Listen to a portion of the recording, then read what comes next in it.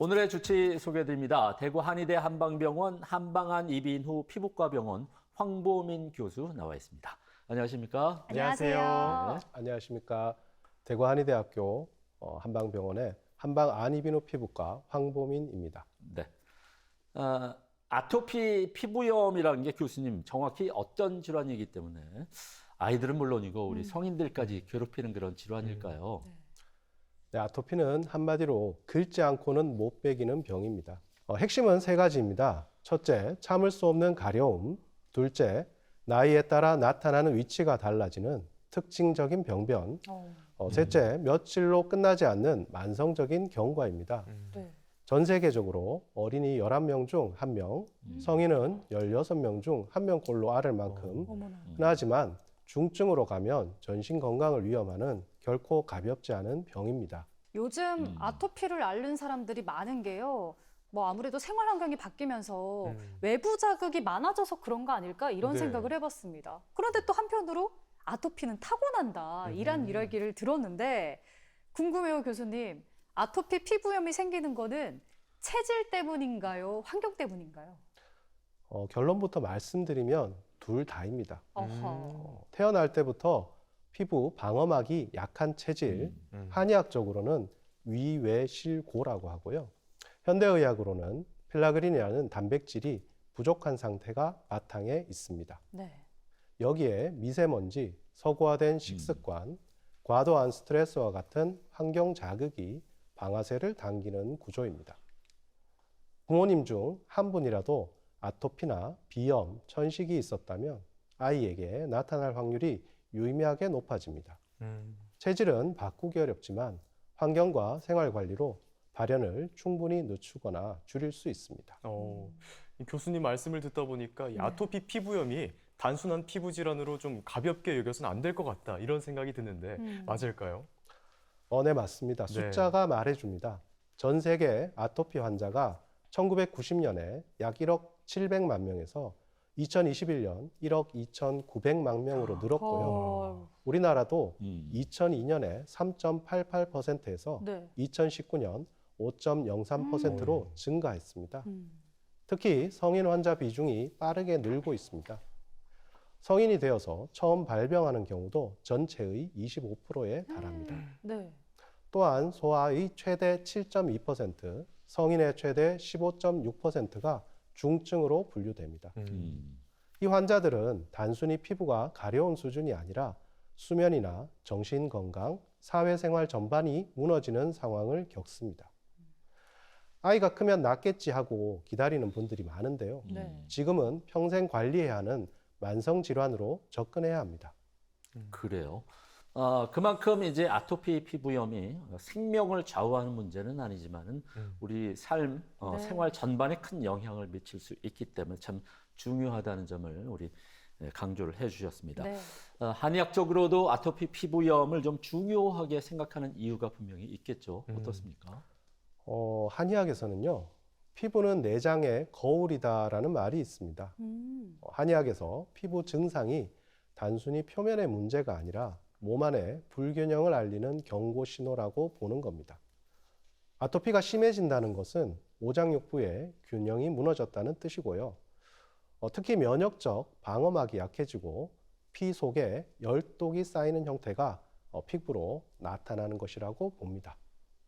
또 오래 지속되는 가려움은 잠을 자지 못하게 하고요. 식욕까지 떨어뜨립니다. 한의학에서는 이것을 육체적인 병이 정신까지 손상시킨 사례라고 보는 겁니다. 그래서 한의학적 치료는 처음부터 피부와 몸 전체를 함께 치료합니다. 타고난 체질적 민감성을 다스리지 않으면 평생 다른 알레르기 질환으로도 번질 수 있기 때문에 초기 집중 관리가 매우 중요합니다. 네.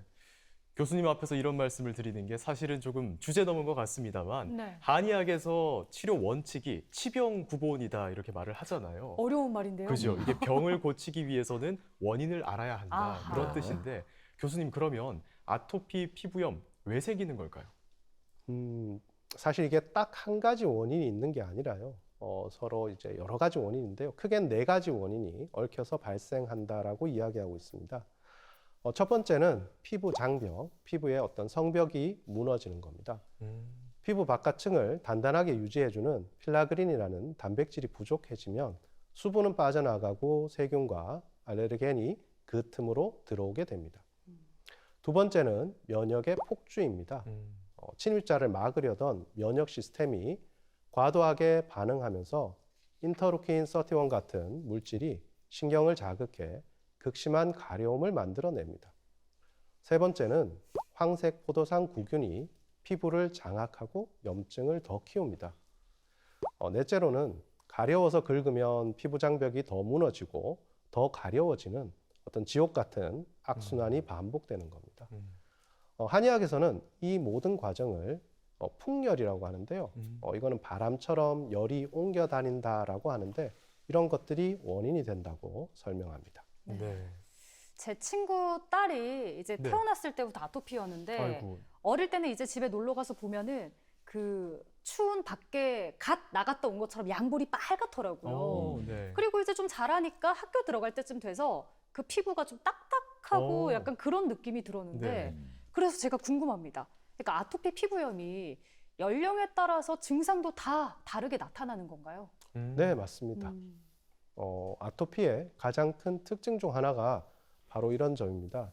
나이에 따라서 병변의 위치와 모습이 확연하게 달라집니다. 돌 이전의 영아기에는 주로 볼과 이마가 발갛게 달아오르고 진물이 납니다. 아이가 자꾸 얼굴을 비비는 게 초기 신호입니다. 소화기가 되면 팔 오금이나 무릎 뒤처럼 피부가 접히는 곳으로 옮겨갑니다. 이때부터는 피부가 건조해지고 가죽처럼 두꺼워지는 태산화가 나타납니다. 청소년기, 성인기에는 손의 습진이나 눈꺼풀, 목 주변에 국소적으로 나타나고요. 피부색이 거무스름해집니다.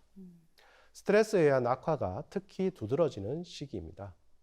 성인 아토피 환자 4명 중 1명은 성인이 돼 처음 발병하기도 해서 어릴 때 괜찮다고 안심할 수는 없습니다. 네.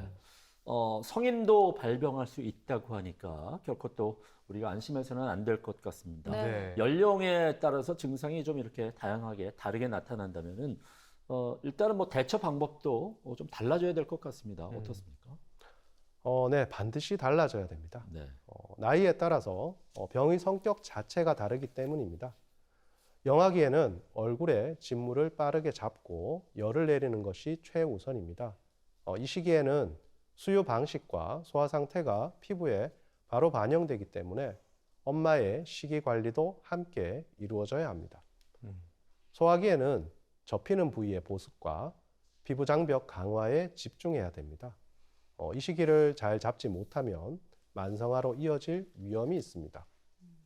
성인기에는 스트레스 관리와 손상된 피부에 영양을 공급하는 것이 중심이 됩니다. 한의학적으로는요, 오래된 염증으로 몸의 진액과 혈이 말라버린 상태를 채워주는 치료가 핵심입니다. 네. 또 제 주변을 보니까 이 아토피 피부염을 겪고 계시는 분들이 네. 알레르기 비염이나 천식 같은 다른 알레르기 질환도 함께 겪고 계시는 경우가 좀 있더라고요. 네. 실제로 이게 서로 연관이 좀 있는 건지 궁금합니다. 네, 깊은 연관이 있습니다. 깊은 연관요? 깊은 연관이. 이걸 우리가 아토피 마취, 알러지 마취라고 하는데요. 알러지 도미노 현상이라고 부릅니다. 네. 전형적인 순서가 있습니다. 영유아기에는 아토피 피부염이 먼저 시작되고 이후 음식물 알레르기, 천식, 알레르기 비염이 차례로 따라오는 경향이 있습니다. 왜 그럴까요?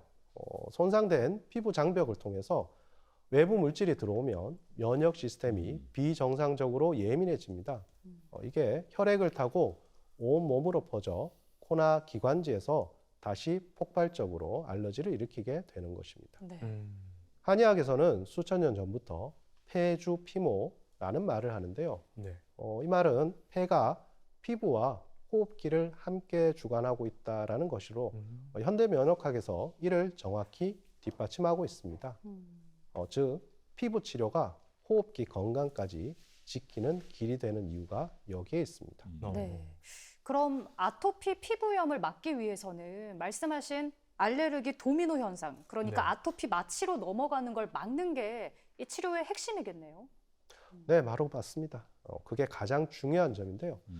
지금 당장 가려움을 잠깐 잡는 것이 아니라 천식과 비염으로 넘어가는 연결고리를 끊는 것이 진짜 치료의 목표입니다.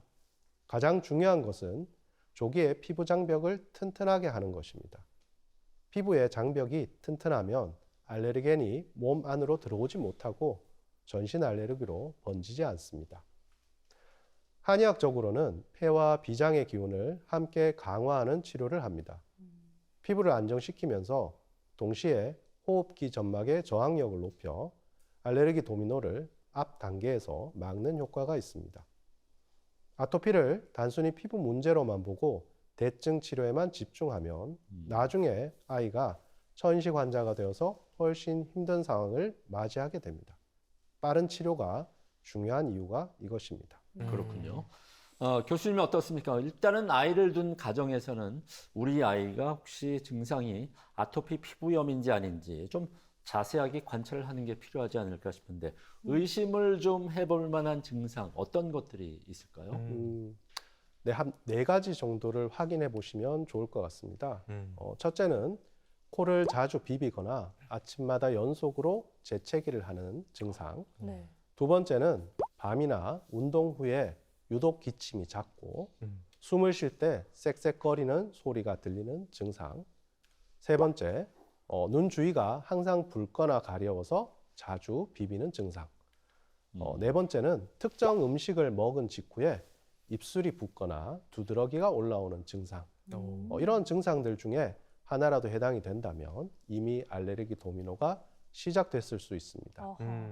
피부 증상이 가벼워 보여도 전문가 치료를 통해서 현재 상태를 정확히 파악하는 것이 중요합니다. 네.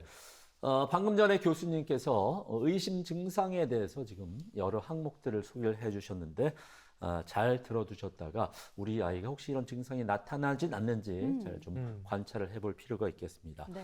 그렇다면 아토피 피부염이 좀 더 좀 악화됐거나 예후가 좋지 않다 뭐 이런 신호도 따로 있을까요? 네, 4가지 정도 위험 신호가 있습니다. 이 중에 하나라도 해당이 된다면 더 적극적인 관리가 필요합니다.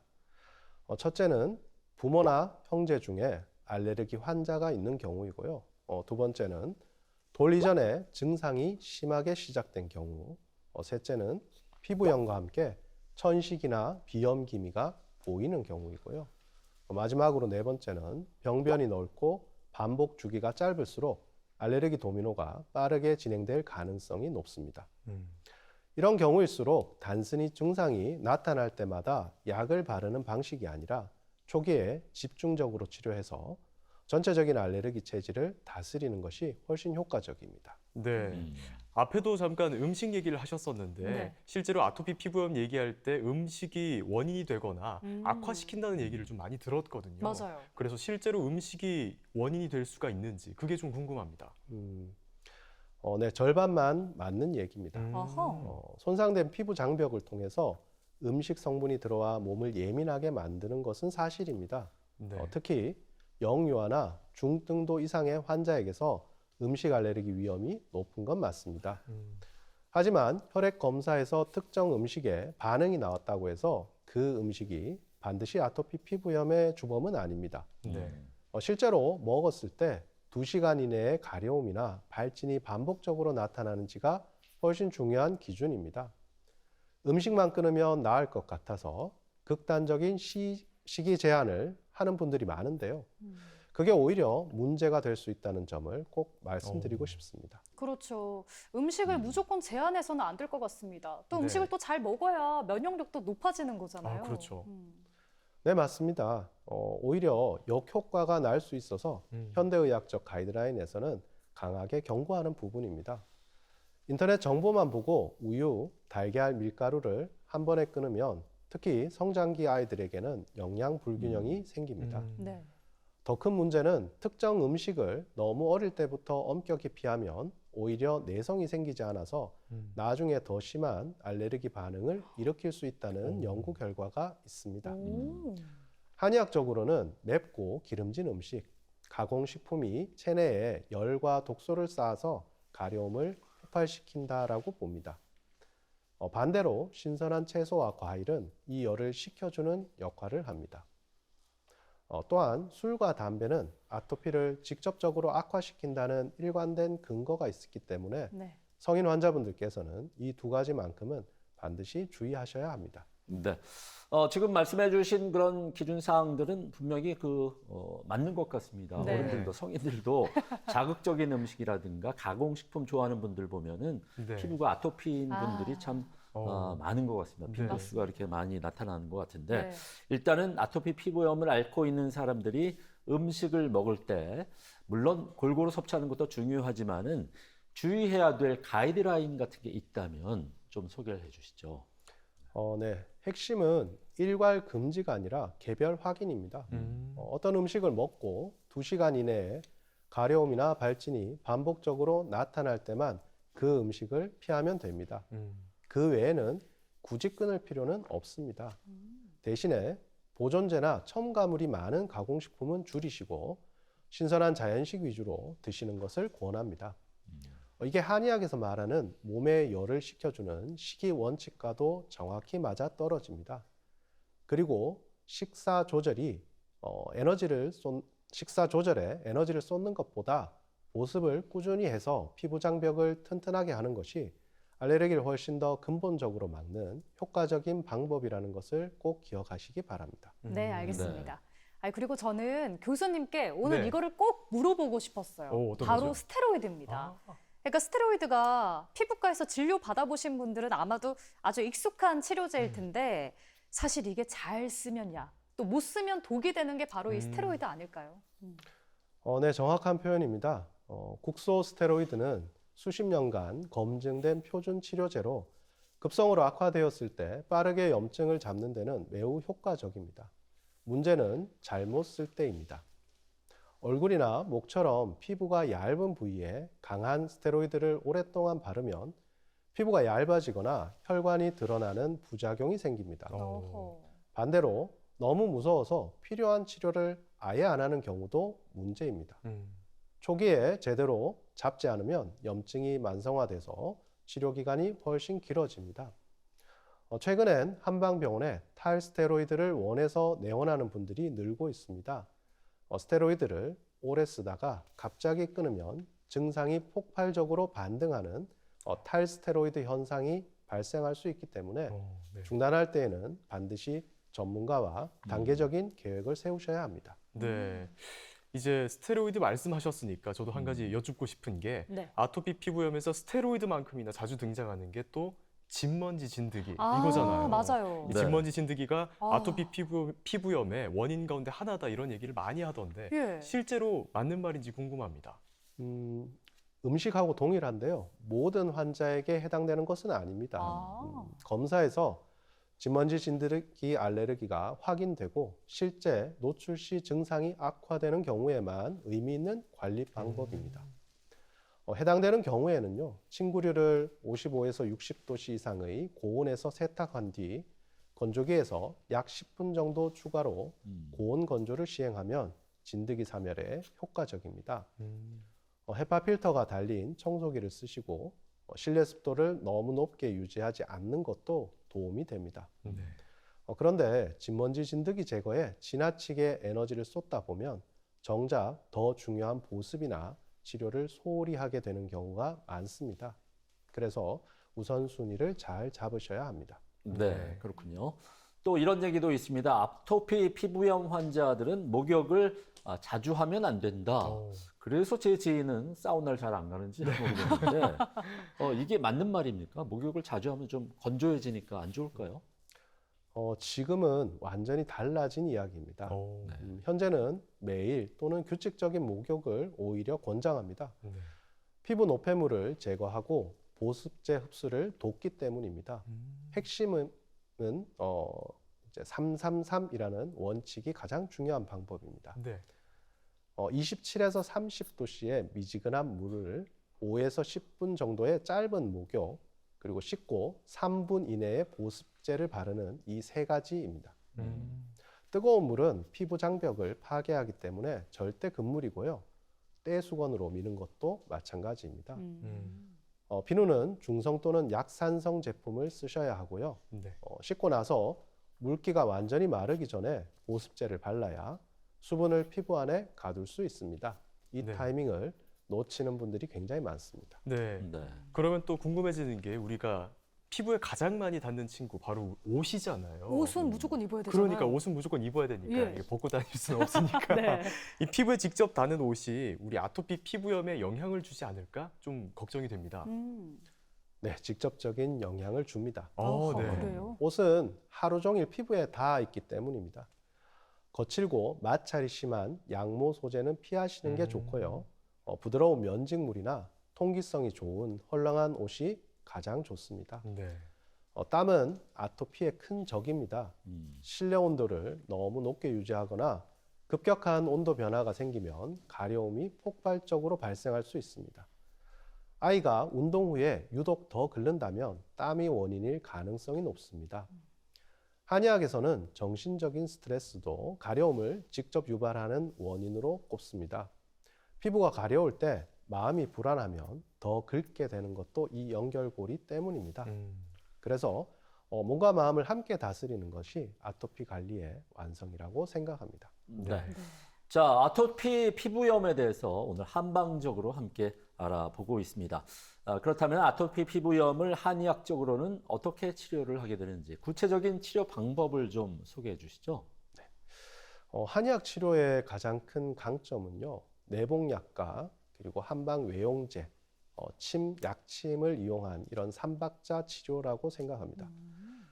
환자 상태에 따라서 이 세 가지를 조합하게 되는데요. 한약 내복은 피부 증상만 보는 게 아니라 전신 상태와 체질까지 함께 봐주게 됩니다. 진물이 많고 붉은 급성기엔 열을 내리는 처방을 하고, 소화기가 약하고 습한 아급성기에는 비장을 강화하는 약을 처방하고요. 만성화돼서 피부가 사막처럼 말랐을 때는 혀를 기르고 진액을 촉촉하게 하는 처방을 각각 다르게 하게 됩니다. 외용 치료는 저희 병원에서 자체 제조한 연고와 스프레이를 사용하게 되는데, 이 또한 피부 상태에 맞게 성분을 조합하기 때문에 시중 제품과는 다른 접근이 가능합니다.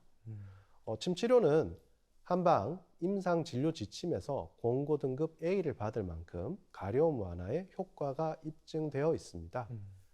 약침은요, 한약재를 기반으로 전문 제조 시설에서 제조한 것으로 환자의 피부 상태에 따라서 필요한 약침을 선택해서 시술합니다. 이 세 가지를 함께 쓸 때 치료와 더불어 재발 빈도가 낮아지게 될 수 있습니다. 네. 한의학 치료, 삼박자 치료에 대해서 교수님께서 설명을 해주셨습니다. 네. 그러면 이제 우리가 가정에서 관리를 할 때 어떤 걸 좀 주의를 해야 하는지 내용이 있다면 알려주시죠. 가장 중요한 건 보습입니다. 치료의 보조가 아니라 치료의 바탕이라고 생각하셔야 됩니다. 꾸준한 보습만으로도 염증이 폭발하는 빈도를 줄이고 스테로이드 사용량을 낮출 수 있다는 것은 많은 논문에서 입증되어 있습니다. 하루 최소 2회 성인 기준으로 일주일에 250g은 써야 합니다. 생각보다 훨씬 많은 양입니다. 네. 가려움이 폭발할 때는 긁는 대신에 피부를 차갑게 식혀주는 것이 좋습니다. 보습제를 바르고 그 위에 젖은 거즈를 덧대는 습식 드레싱도 악화 시기에 도움이 되고요. 무향 저자극의 보습제를 선택하시고, 이미 붉고 심하게 염증이 올라온 부위는 보습제만으로는 안 됩니다. 반드시 항염 치료를 병행하셔야 하고요. 보습과 치료 이 두 가지가 함께 가야 합니다. 네. 성인 기준으로 250g을 써야 된다고 말씀해 주셨죠. 야. 보습제를 그러니까 250g 써야 된다는 말씀이죠. 네, 250g이면 네. 저희가 일반적으로 파는 화장품이 네. 약 한 400에서 500g이거든요. 네. 그래요. 그게 사실 그러니까- 한 달 사용량이잖아요. 그러니까요. 네, 네. 그런데 그걸 일주일 안에 250g이니까 네. 거의 2주에 한 통은 쓰셔야 된다라고 와. 생각하시면 됩니다. 그렇군요. 그만큼 이제 아토피 피부염에 있어서 보습이 참 중요하다는 거. 예. 씻고 난 다음에 3분 이내 바르는 게 중요하다는 거 다시 한번 또 강조를 드리고 싶습니다. 네. 마지막으로 아토피 환자들에게 드리고 싶은 당부하고 싶은 말씀이 있다면 좀 전해주시죠. 아토피 환자분들 보면 네. 굉장히 안타깝습니다. 네. 네, 정말 마음이 아픈 경우가 많은데요. 그래요. 아토피는 혼자 싸우는 병이 아닙니다. 네. 많은 분들이 인터넷 정보만 보고 이것저것 시도하다가 정작 제대로 된 시기를 놓치고 오시는 분이 정말 많습니다. 그리고 검증되지 않은 민간요법이나 과도한 시기 제한으로 엄마나 아이 둘 다 모두 지쳐버리는 경우도 굉장히 많이 봅니다. 네. 아토피 치료는요, 저는 오케스트라라고 얘기합니다. 오. 그러니까 이게 보습이나 생활관리라는 기초 위에 현대의학과 이런 항염 치료 그리고 한의학의 전신 조절이 환자 상태에 맞춰서 조화를 이루어야 합니다. 한 번에 끝내는 치료는 없지만 상태에 맞게 단계적으로 조절하는 관리는 분명히 있습니다. 긴 호흡으로 전문가와 함께 가시기를 바랍니다. 네. 저희가 옆에서 항상 함께 하겠습니다. 네, 네. 알겠습니다. 아토피 피부염은 우리가 겪어보지 않으면 그 불편함을 이해하기 힘든 그런 질환이다 이렇게 볼 수가 있겠습니다. 하지만 체질이든 환경이든 우리가 바꿀 수 있는 부분은 분명히 존재하니까 오늘 전해드린 정보가 좀 더 나은 삶을 위한 새로운 출발점이 됐으면 하는 바람도 갖게 되는 것 같습니다. 자, 오늘 도움 말씀 주신 대구 한의대 한방병원 한방한 이빈후 피부과병원의 황보민 교수님 아주 좋은 말씀 잘 들었습니다. 네, 감사합니다. 고맙습니다. 고맙습니다. 고맙습니다. 그리고 두 분도 수고 많았습니다. 건강하세요. 네.